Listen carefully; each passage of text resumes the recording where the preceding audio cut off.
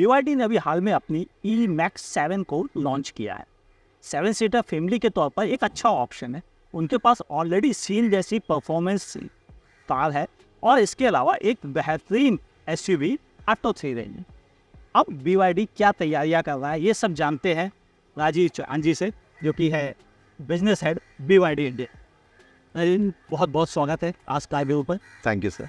आपने अभी हाल में E-Max 7 को लॉन्च किया है, क्या खासियत है और किस तरह से इंडियन फैमिलीज के लिए बेटर प्रोडक्ट है? जी ज़रूर। जैसे कि आपने बताया कि BYD जो है वो अपॉर्चुनिटीज़ स्पॉट कर रही है इंडियन ऑटोमोटिव इंडस्ट्री में, कंज्यूमर सेगमेंट्स स्पॉट करना चाह रही है। तो एक अच्छी SUV लॉन्च करने के बाद उसकी सक्सेस हमें अब पता लग रही है। उसके बाद एक सील प्रोडक्ट जो कि एक लग्जरी सिडान कह सकते हैं। तो हमें लगा एक अपॉर्चुनिटी एग्जिस्ट करती है जिसमें कि अगर हम इंडियन फैमिलीज़ को, इंडियन कंज्यूमर्स को अगर एक फैमिली कार दे पाएँ, एक बड़ी फैमिली कार दे पाएँ, और क्योंकि हमारा जो टेक्नोलॉजी है वो न्यू एनर्जी व्हीकल्स की तरफ है, तो हमारे पास फॉर्चुनेटली ये प्रोडक्ट एक पिछली फॉर्म में अवेलेबल था, लेकिन एक बहुत बड़ा वेरिएशन उसमें हम लोगों ने करा है और हमें लगता है कि ये कंप्लीट पैकेज एक फैमिली के लिए अवेलेबल है, जो कि of course time will tell, but हमें लगता है कि ये कार काफ़ी सुंदर है दिखने में। और उसके अलावा सिर्फ सुंदरता नहीं, प्रैक्टिकलिटी जो एक गाड़ी में चाहिए होती है एक पूरी फैमिली को इकट्ठा ट्रैवल करने के लिए, तो हमने वो सारे फीचर्स डालने की इसमें कोशिश करी है। होपफुली ये गाड़ी हमारे कंज्यूमर्स को ज़रूर पसंद आएगी। आपने इससे पहले हमें सील जैसा प्रोडक्ट दिया है जो परफॉर्मेंस ओरिएंटेड रहा है जी। इसने हमें बताया है कि एक इलेक्ट्रिक व्हीकल एक बेहतरीन परफॉर्मेंस भी दे सकता है, बेहतरीन पिकअप दे सकता है, टॉप 5 स्पीड दे सकता है हमको रोड के ऊपर, और कंफर्ट भी दे सकता है साथ में। हम इस E-Max 7 के साथ सब चीज़ें थोड़ी थोड़ी एक्सपीरियंस करने वाले हैं क्योंकि ये फैमिली के लिए ओरिएंटेड। लेकिन अभी इंडियन मार्केट में जिस तरह के नंबर्स को रिस्पेक्ट मिलती है, उस नंबर्स को पाने के लिए एक छोटी व्हीकल के लिए क्या BYD तैयार है या अभी उसे क्या वक्त लगने वाला है? जी, बहुत ज़रूरी सवाल है ये। नेचुरली एक्सपेक्टेशन एक BYD ब्रांड से ज़रूर है कि वो एक लार्जर कस्टमर बेस एक्वायर करे, ज़्यादा से ज़्यादा कस्टमर्स की तरफ पहुँचे। बट हमें लगता है कि अभी BYD इंडिया के जो ऑपरेशंस वो काफ़ी कम समय हुआ है और हमने लगभग 3 साल हमें इंडिया में हमारे ऑपरेशंस रन करते हुए हैं और उसमें ये तीसरा साल है और तीसरा प्रोडक्ट अगर हम कहना चाहें तो उस तरह से है। हमें लगता है कि ये जो सेगमेंट जिसमें हम ऑपरेट करना चाह रहे हैं, हम पहले अपने कस्टमर्स को जितने पॉसिबल हैं इस सेगमेंट में हम एक्सपोज करना चाहते हैं कि BYD की टेक्नोलॉजी और कॉन्फिडेंस, BYD की टेक्नोलॉजी और सेफ्टी सिस्टम से कस्टमर्स को कॉन्फिडेंस आए और वो वर्ड स्प्रेड ज़रूर होएगा। और मुझे लगता है कि अभी थोड़ा समय है, हमें थोड़ा और रुकना पड़ेगा ताकि हम एक मास सेगमेंट की तरफ उस समय ही बढ़ पाएंगे। बट अभी हम एक्सपोज करना चाहते हैं हमारे सारे कस्टमर्स को, जो कि एक इलेक्ट्रिक कार, एक BYD जैसी कंपनी एक इलेक्ट्रिक कार के थ्रू जो टेक्नोलॉजी कस्टमर्स को एक्सपीरियंस करा सके। तो हमारा अभी फोकस उस डायरेक्शन में ज़्यादा है। तो इस सेगमेंट में हम चाहेंगे कि ज़्यादा से ज़्यादा कस्टमर हम बटोर पाएँ और उनको एक्सपीरियंस करा पाएँ, फीडबैक मिलेगा, ज़रूर हम आगे बढ़ना चाहेंगे। इंडियन मार्केट में जिस तरह से प्राइस वार भी चालू हो चुका है, ऑलरेडी आप भी एक तरह से एंटर कर चुके हैं अच्छी प्राइसिंग के साथ, तो क्या हम ये प्राइस वार EV में आगे भी जारी देखेंगे इंडस्ट्री वाइज?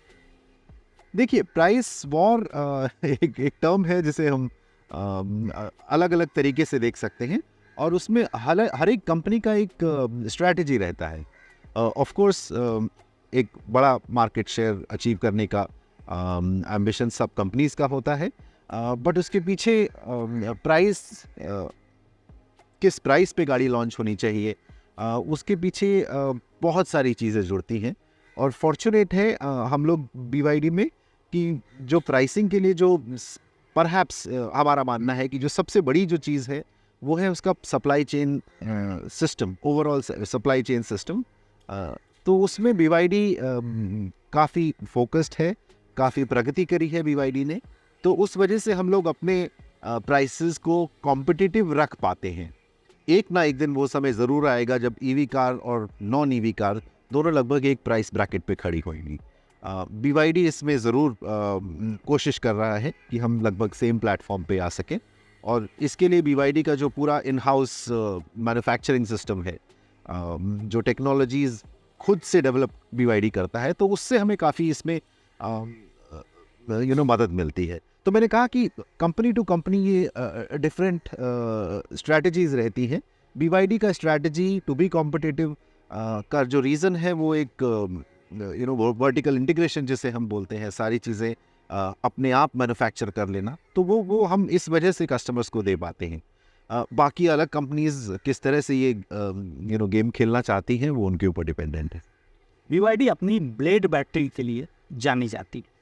मेरे नोटिस तो ये भी आया है कि BYD अब ब्लेड बैटरी के जनरेशन 2 की तरफ आगे बढ़ रही है, और जिसमें डेंसिटी, चार्जिंग कैपेसिटी और फास्ट चार्जिंग बहुत ज़्यादा आगे होगी। हम क्या उम्मीद रखते हैं कि आप अपनी ब्लेड बैटरी को दूसरे आने वाले, चाहे वो प्रिज्मेटिक सेल बेस्ड बैटरीज हों या सिलेंड्रिकल LFP बेस्ड बैटरीज हो, उनसे किस तरह से बेहतर मानते हैं, जो इंडियन कंज्यूमर्स को समझनी भी चाहिए? जी, देखिए, ब्लेड बैटरी एक बहुत बड़ा माइलस्टोन है BYD के लिए, इसमें कोई दो राय नहीं है। और जो कंपनीज इलेक्ट्रिक कार टेक्नोलॉजी की तरफ काम करती हैं वो भी एक्नॉलेज करती हैं इसको। यू आर राइट कि ब्लेड बैटरी को भी मार्केट में आए हुए अब थोड़ा टाइम हो गया है। तो नेचुरली BYD जैसी कंपनी या BYD के अलावा और भी कंपनीज जो इलेक्ट्रिक कार्स में काम कर रहे हैं, वो डिफरेंट केमिस्ट्रीज को ऑन डेली बेसिस टेस्ट कर रही है। और BYD का जो टेक्निकल वर्कफोर्स है, टेक्नोलॉजी ओरिएंटेशन है, R&D पीपल जितने वो एम्प्लॉय करते हैं, तो एक बहुत बड़ी रिसर्च कंटिन्यू है कि जो ब्लेड बैटरी का जो नेक्स्ट वर्जन है या जो उसमें इम्प्रूवमेंट्स हैं वो जल्दी से जल्दी मार्केट में लॉन्च कर पाएँ। एक समय बताना अभी मेरे लिए उचित नहीं होगा। एक फॉर्मल डिक्लेरेशन जो कंपनी करती है वो शायद अभी थोड़े टाइम बाद ज़रूर हो। बट आप एक चीज़ और नोटिस करें, हम लोग ना सिर्फ जो मेन बैटरी है बट उसके अलावा जो कंपनी में ऑक्सिलरी बैटरी लगती है वो जनरली लेड एसिड बैटरीज हैं आज कहीं। बट BYD जैसी कंपनी बहुत फोकस्ड है और बहुत जल्दी ही ये प्रोडक्ट हम एक ऑक्सिलरी बैटरी, जो कि एक सॉलिड स्टेट बैटरी होती है या उस LFP बैटरी जिसे हम बोलते हैं, तो वो हम उसी प्लेटफॉर्म पे वो भी हम इंट्रोड्यूस करना चाह रहे हैं जल्दी। देखिए, ये बात तो सही है कि BYD पूरे वर्ल्ड में एक खास इकोसिस्टम के लिए जानी जाए जी, जिसके पास चाहे लिथियम के लिए खदानों का इंतजाम हो या कार में लगने वाले चिपसेट्स हों, सब वो खुद इटसेल्फ प्रोड्यूस करती है। उसे बाहर के सिस्टम पे जाने की उतनी ज़रूरत नहीं होती है। इसे आप इंडियन कंज्यूमर्स को कैसे बता पाएंगे? क्योंकि अभी भी इंडियन मार्केट में जितने भी और प्रोडक्ट हैं उनका अपना इकोसिस्टम खुद का नहीं है। उन्हें दूसरों से हेल्प लेनी पड़ती है, चाहे वह एडास के लिए हो, चाहे वह सेल्स के लिए हो, चाहे वह बैटरी के सिस्टम के लिए हो, चाहे इवन चिपसेट के लिए भी हो, सबको अलग अलग जाना पड़ता है। BYD इटसेल्फ एक कंपोजिट कंपनी कह लो या फिर सबको, इसके पास सब कुछ अपना खुद का मौजूद है, लेकिन ये प्लस पॉइंट अभी तक इंडियन कंज्यूमर्स तक पहुंचा क्यों नहीं? आपको लगता है कहाँ पे ऐसी चीज़ हुई है? इंडियंस को पता ही नहीं चल पाया कि एक कंपनी इटसेल्फ संपूर्ण है, जगत बन गई है, एक ऑटोमोबाइल है। आपकी बात एक तरीके से सही है, बट अगर हम इसका दूसरा पहलू देखें, और शायद हम लोग इनफॉर्मली जब हम थोड़ी देर पहले बात कर रहे थे, तो हमारा मानना है कि ये काम ओवरनाइट नहीं हो सकता। सिर्फ अगर हम एक महीने में चाहें कि हम ये पब्लिकली अनाउंस कर दें, कस्टमर उस तरीके से नहीं समझता है किसी भी टेक्नोलॉजी को। तो हमारा जो फोकस रहा है पिछले 2-3 साल में, जब से हमने पैसेंजर कार्स की तरफ काम किया है, जो इतना सारा जो डेवलपमेंट चलता है और चाहे वो मोटर टेक्नोलॉजी हो, चाहे वो बैटरी टेक्नोलॉजी हो, चाहे वो सेमीकंडक्टर टेक्नोलॉजी हो, तो इनका सब जो इंटीग्रेशन हुआ है या सिंक्रोनाइजेशन हुआ है, तो उसकी वजह से जो फाइनल प्रोडक्ट निकल के आया है, कस्टमर एक्चुअली वही एक्सपीरियंस करता है। तो कस्टमर को जो फिनेस दिखती है, जो इतना बढ़िया सिंक्रोनाइजेशन इन कंपोनेंट्स में दिखता है। लोग कहते हैं कि कि ये गाड़ी एक्सेलरेट इतनी स्पीड से हो जाती है, बट सिर्फ एक्सेलरेशन नहीं चाहिए होता है। मुझे लगता है कि ये गाड़ी इतनी प्रिसाइज ब्रेक लगाने पे इतने डिस्टेंस पे रुकती है, तो वो प्रिसाइजनेस, वो प्रिसिशन कस्टमर सिर्फ वही एक्सपीरियंस करता है। तो हमारा फोकस है कि हम इस टेक्नोलॉजी को कस्टमर एक्सपीरियंस के फॉर्म में कस्टमर को कॉन्फिडेंस दें, कस्टमर इस पे यकीन करे कि अरे इनका जो इनपुट कस्टमर स्टीयरिंग व्हील पे देता है, कितना प्रिसिशन है इस गाड़ी में, वो सारी चीज़ें कस्टमर नेचुरली समझना शुरू करेगा जब उन्हें पता लगेगा कि ये सारा खेल सारा सिंक्रोनाइजेशन का है। तो हमारा फोकस उस टेक्नोलॉजी को कस्टमर को एक्सपीरियंस कराना है। तो हम चाहते हैं कि ये एक ऑर्गेनिक प्रोसेस है। इसको सिर्फ बोर्ड लेके खड़े होने से मुझे नहीं लगता कि ये ओवरनाइट पॉसिबल है। BYD इंडिया में लंबे समय से, चाहे वह बसेस के थ्रू हो और भी चीज़ों के साथ है, आप तो अपना असेंबली प्लांट लिया है, क्या हम इंडिया असेंबल्ड प्रोडक्ट भी जल्दी महसूस करेंगे अपने मार्केट में?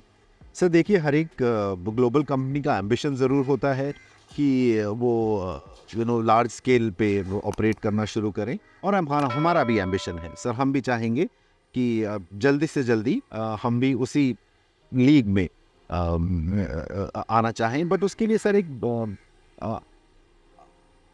जो इंडियन ऑटोमोटिव इंडस्ट्री में जो एक थ्रेशोल्ड नंबर चाहिए, या एक बिजनेस केस बनाने के लिए जो नंबर चाहिए, अभी हम शायद उससे थोड़ा सा पीछे हैं।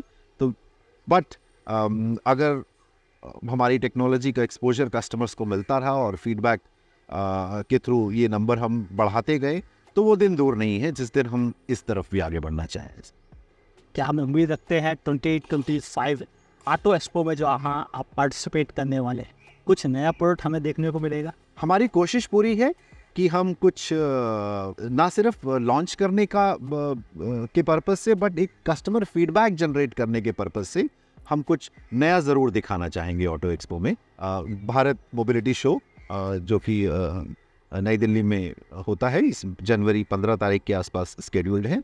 तो वो उसमें हमारा ज़रूर इरादा ज़रूर है कि हम कुछ नए प्रोडक्ट्स दिखाएं ताकि कस्टमर का फीडबैक गेज कर सके, और उसके बेसिस पे हम अपना आगे का फॉर्मल लॉन्च प्लान भी डिसाइड करेंगे। कुछ हमारे दिमाग में ज़रूर चल रहा है, बट एक कस्टमर का फीडबैक मिलना, उसी के बेसिस पे एक डिसीजन अगर लिया जाए तो वो सही मानने में उचित रहेगा। हमसे बात करने के लिए बहुत बहुत शुक्रिया। हमें उम्मीद है कि BYD इंडियन कंज्यूमर्स तक अपनी बात पहुंचा पाएगा, और एक और बेहतर प्रोडक्ट हम एक्सपेक्ट करते हैं शायद ऑटो एक्सपो। ज़रूर, बहुत बहुत शुक्रिया। Thank you sir, thank you. ये थे हमारे साथ Rajiv Chauhan, business head BYD India की।